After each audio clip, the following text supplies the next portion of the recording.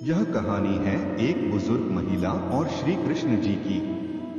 एक गांव में एक वृद्ध स्त्री रहा करती थी। उसका कोई नहीं था। वह गोबर के उपले बनाकर बेचती थी और उसी से अपना गुजारा चलाती थी। उठते बैठते कृष्ण नाम जप किया करती थी। यहाँ तक उपले बनाते समय भी उस गांव के कुछ दुष्ट लोग उसकी भक्ति का उपहास करते और एक दिन तो उन दुष्टों ने एक रात उस वृद्ध स्त्री के सारे उपले चुरा लिए और आपस में कहने लगे कि अब देखें कृष्ण कैसे इनकी सहायता करते हैं। सुबह जब वह उठी तो देखती है कि सारे उपले किसी ने चुरा लिए। वह मन ही मन हंसने लगी और अपने कान्हा को कहने लगी, पहले माखन चुराता था और मटकी फोड़ गोपियों को सताता था, अब इस बुढ़िया के उपले छुपा मुझे सताता है। ठीक है, जैसी तेरी इच्छा। यह कह उसने अगले दिन के लिए उपले बनाना आरंभ कर दिए। दोपहर हो चली तो भूख लग गई, पर घर में कुछ खाने को नहीं था। 2 गुड़ की डली थी। आधा एक अपने मुंह में डाल पानी के कुछ घूंट ले लेटने चली गई। भगवान तो भक्त वत्सल होते हैं। आधा अपने भक्त को कष्ट होता देख वे विचलित हो जाते हैं। उनसे उस वृद्ध साधिका के कष्ट सहन नहीं हो पाए। सोचा उसकी सहायता करने से पहले उसकी परीक्षा ले लेता हूँ। आख वे एक साधु का वेश धारण कर उसके घर पहुँच कुछ खाने को मांगने लगे।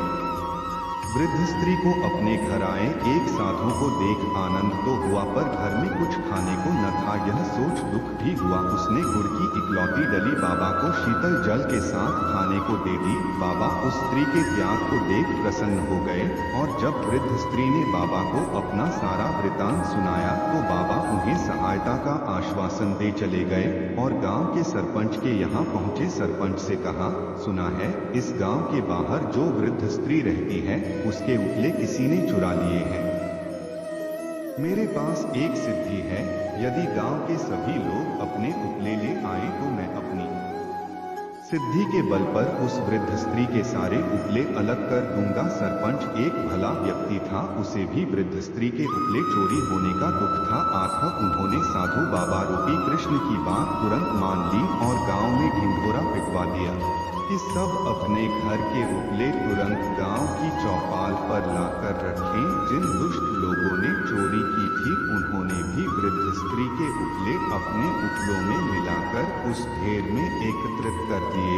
उन्हें लगा कि सब उपले तो एक जैसे होते हैं। आखिर साधु बाबा कैसे पहचान पाएंगे? दुर्जनों को ईश्वर की लीला और शक्ति दोनों पर ही विश्वास नहीं होता। साधु वेशधारी कृष्ण ने सब उपलों को कान लगाकर वृद्ध स्त्री के उपले अलग कर दिए। वृद्ध स्त्री अपने उपलों को तुरंत पहचान गई और उसकी प्रसन्नता का तो ठिकाना ही नहीं था। वह अपने उपले उठा साधु बाबा को नमस्कार कर चली गई।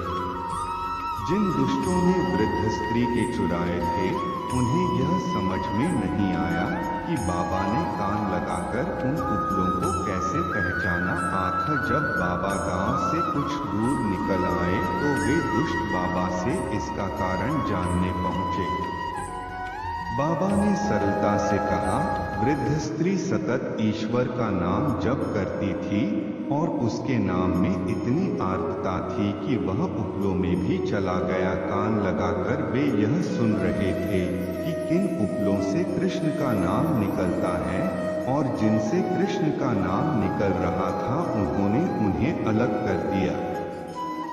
यह है नाम जप का परिणाम। अतः हमें भी व्यवहार के प्रत्येक कृत्य करते समय नाम जप करना चाहिए। इससे हम पर ईश्वर की कृपा होती है व संकट से बचाव होता है। जय श्री राधे कृष्ण।